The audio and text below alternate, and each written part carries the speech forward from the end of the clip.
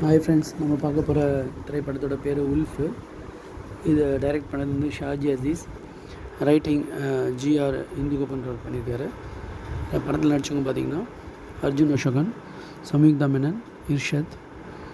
இந்த படத்தோட கதைன்னு பார்த்திங்கன்னா, ஒருத்தவங்களுக்கு என்கேஜ்மெண்ட் ஆகிருக்கும்.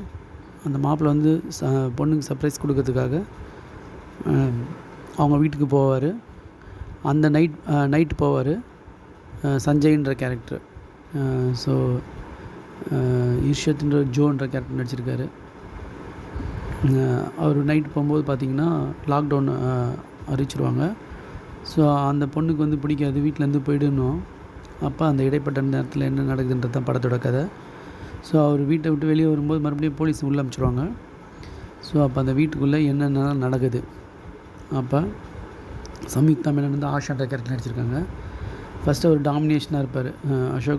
அர்ஜுன் அசோகன் வந்து இந்த மம்முட்டி படத்தில் இப்போ கூட நடித்தவர். அவர் பிரம்மயுகம் படத்தில் ஹீரோ நடித்தவர். ஸோ அவர் வந்து ரொம்ப டாமினேட்டாக ஃபஸ்ட்டு பேசுவார். அப்புறம் கொஞ்சம் கொஞ்சமாக அந்த இதெல்லாம் மாறி இன்னொரு கேரக்டர் ஒன்று ஆட் ஆகும். ஸோ அப்போ வந்து என்ன பிரச்சனை நடக்குது, அந்த பிரச்சனைலேருந்து எப்படி வெளியே வந்தாங்க, இவர் மனமாற்றம் அடைஞ்சாரா அடையலையா, ஏன் அப்படி டாமினேஷனாக இருக்கார், அந்த டாமினேஷன் எப்படி மாறிச்சு, அவங்க 2 பேரும் ஒன்றா ஆனாங்களா, கல்யாணம் ஆச்சா ஆகலையா அப்படின்னு தான் படத்தோட கதை. இது முழுக்க பார்த்திங்கன்னா கொரோனா ஸ்டார்ட் ஆகும்போது, கரெக்டாக கொரோனா ஸ்டார்ட் ஆகும்போது லாக்டவுன் அறிவிக்கிறாங்க நைட். அப்போ தான் நரேந்திர மோடி அறிவிக்கிற மாதிரி. அப்போ வந்து இவங்க கட்டாயமாக சஞ்சய்ன்ற கேரக்டர் வீட்டில் இருக்கிற மாதிரி இருக்கும். அப்போ வந்து பார்த்திங்கன்னா மாடியில் இன்னொரு கேரக்டர் ஒன்று ஆட் ஆகும். அப்போ இந்த ஜோன்ற கேரக்டரும் சஞ்சய், ஆஷா, இந்த 3 பேருக்குள்ளே நடக்கிற ஃபைட்டு தான் இந்த உல்ஃபோட கதை. ஃபஸ்ட் ஹாஃப் பார்த்திங்கன்னா ரொம்ப ஃபாஸ்ட்டாக போவோம். வாழ்க்கைன்னு அந்த ஜோன்ற கேரக்டர் கற்று தருவாங்க. அது படிப்படியாக ஒரு வேட்டைக்காரனோட இது வந்து வெளியே வரும். ஃபஸ்ட்டு நம்மளுக்கு பார்க்கறதுக்கு அந்த கேரக்டர் பயப்படும்படியாக பண்ணுவாங்க. ஹீரோ ரொம்ப பயப்படுவார்.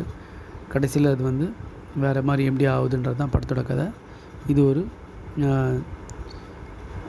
த்ரில்லர் ஜானர்னு சொல்லலாம், ட்ராமான்னு சொல்லலாம்.